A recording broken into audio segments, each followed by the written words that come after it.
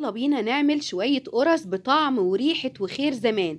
عارفين القرص اللي انتوا كنتوا تشموا ريحتها كده من اخر الشارع؟ القرص الطرية الفلاحي على اصولها، وكمان ازاي هنسويها في فرن البوتاجاز بطريقة سهلة جدا جدا. يلا بينا كده بقى حبايب قلبي نصلي على الرسول ونبتدي الفيديو بتاعنا. بس ما تنسوش تحطوا لي اللايك، واللي مش مشترك في القناة يشترك. يلا بينا نصلي على الرسول ونبتدي الفيديو بتاعنا. اول حاجة كده هنعمل مع بعض النهاردة 2 كيلو من القرص الفلاحي. الاتنين كيلو دقيق اخدوا معايا كيلو من الحليب، وكيلو الحليب حطيت عليه كوباية من السمنة، وحطيت كمان عليه كوباية من الزيت. يبقى النهاردة هنعمل مع بعض 2 كيلو من الدقيق، هنحط عليهم كيلو من الحليب وكوباية من السمنة وكوباية من الزيت، ودي كده المواد السائلة بتاعتي. ادي كده الاتنين كيلو دقيق انا كنت نخلاهم. اهم حاجة ان انتوا تنخلوا الدقيق، سواء جبتوا دقيق من اللي هو الاكياس او الدقيق الفرط اللي بيتباع في السوبر ماركت. حطيت بقى كده على الاتنين كيلو دقيق معلقتين كبار من السكر، ورشة من الملح اللي هي السنة، وظرف من الخميرة الفورية. وكان عندي شمر وينسون حمصتهم ودقتهم كده في ايد الهون وحطيتهم على الدقيق بتاعي. هنزل بقى كده على الدقيق بالسوائل بتاعتي بالتدريج، مش هننزل بالسوائل كلها مرة واحدة. انا الاتنين كيلو دقيق اخدوا معايا كيلو من الحليب. ممكن انتي الدقيق بتاعك ياخد مش الكمية بتاعت الحليب كلها، ده بيكون على حسب نوع الدقيق اللي انت بتستخدميه. يبقى علشان كده احنا بننزل بالسوائل واحده واحده لحد كده ما نلاقي العجينه بدات كده تلم في ايدينا. كل ما تحطي شويه من السوائل وتلاقي العجينه لسه محتاجه سوائل تحطي. انا بقى الاتنين كيلو دقيق اخدوا معايا كيلو الحليب بالظبط، ده كده على حسب نوع الدقيق اللي انا مستخدماه. هبدا بقى كده اعجن كويس جدا لحد ما ملمس العجينه كده يبقى طري معايا. وزي ما انتم شايفين البوله نظيفه وايديا نظيفه والعجينه اتلمت معايا بكل سهوله. طيب انا هفضل اعجن حوالي قد ايه؟ طبعا يعني زي ما ربنا كده يديكي عافيه ويديكي صحه. اعجني 10 دقائق 12 دقيقه، كل ما تعجني العجينه وتخدميها كل ما هتدي معاكي نتيجه كويسه. ادي كده العجينه بتاعتي اهي، وحطيتها كمان على الرخامه، وهديها بقى كده برضو بوكسين 3. واعرفكم ان هي ما لزقتش خالص في الرخامه، وايديا نظيفه زي الفل. ادي كده العجينه بتاعتي اهي، وبدأت كده أكورها، ما سبتهاش تخمر. أنا سبتها يا دوب كده ترتاح حوالي 5 دقايق، ما سبتهاش تخمر.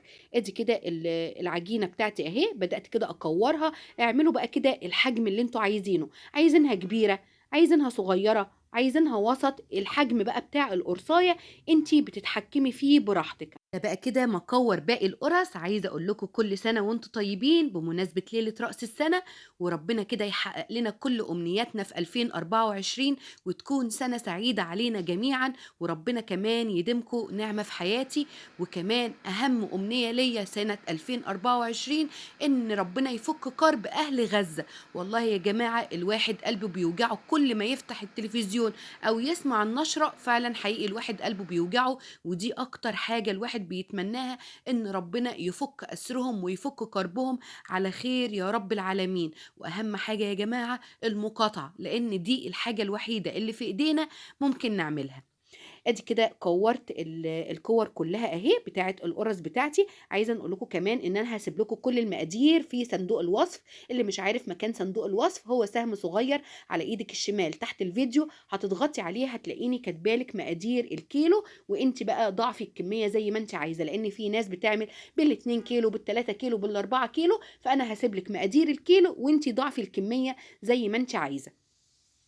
ادي كده بعد ما كورت الكميه كلها، جبت الصواني والسجان بتاعتي اللي انا هشتغل فيها، وبدات كده احط اول كور انا عملتها. طب انا حطيت اول كور انا عملتها ليه؟ لان هي بتكون ارتاحت. بدات كده احطها في الصينيه، وبايديا كده ادي خبطتين 3 بتتفرد معايا زي ما انتم شايفين. وكمان الكميه اللي لسه على الرخامه عايزه نقول لكم ارتفعت وخمرت، وريحه الخميره ظهرت كمان من قبل ما اكمل الكميه كلها. يعني يا دوب كده بجيب الصواني وبجيب الصجان وبرص كده القرص زي ما انتم شايفين، وبايديا كده يعني بتتفرد معايا بكل سهوله. ولا بقى فراده، ولا شويه دقيق رشيت، ولا من فوق ولا من تحت ولا اي حاجه. يعني انا بسطت لكم الموضوع. وطبعا العجينه زي ما شفتوا في الاول ان انا خدماها كويس جدا. اعجنوا كويس ومشوا على المقادير المظبوطه، وخلوا بالكم من السوائل. انا حطيت كيلو زي ما قلت لكم، انتوا ممكن الدقيق بتاعكم يختلف، ممكن ما ياخدش كميه السوائل كلها.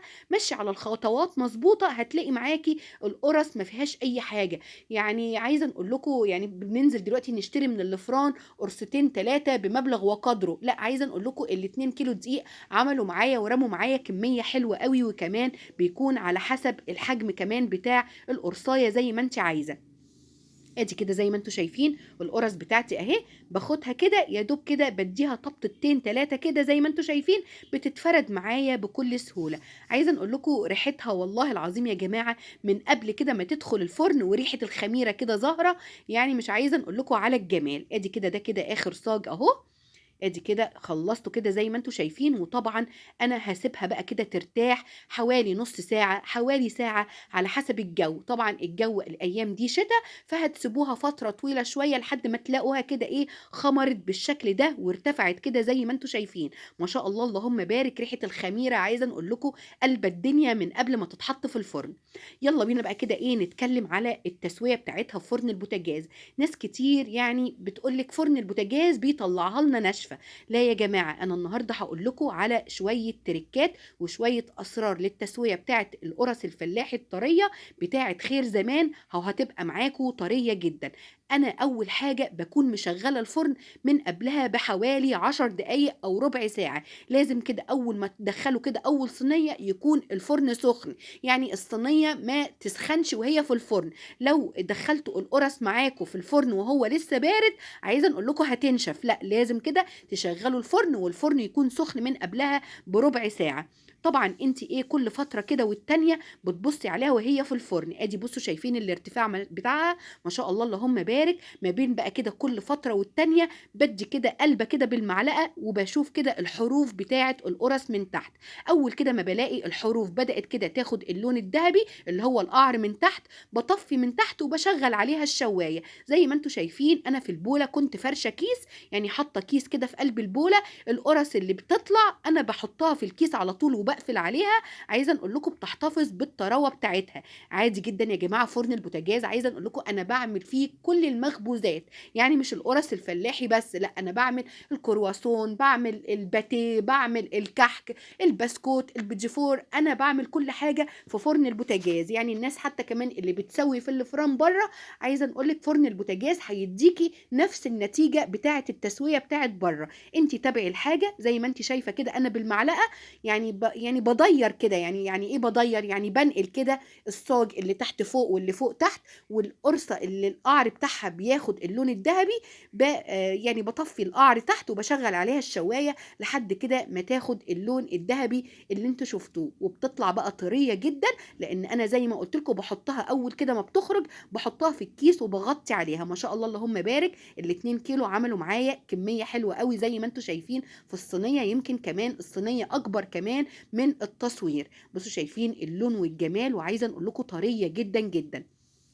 بحته بقى جبنه مع كوبايه شاي بلبن الصبح بقى كده على الفطار او بالليل للعشاء. بصوا شايفين اللون والجمال. ان شاء الله حبايب قلبي تجربوها وان شاء الله تطلع كمان احسن مما انا قلت لكم عليها. ربنا يحسن ما بين ايديكم حبايب قلبي. يلا بقى كده حطوا لي لايك، واللي مش مشترك في القناه يشترك. باي باي.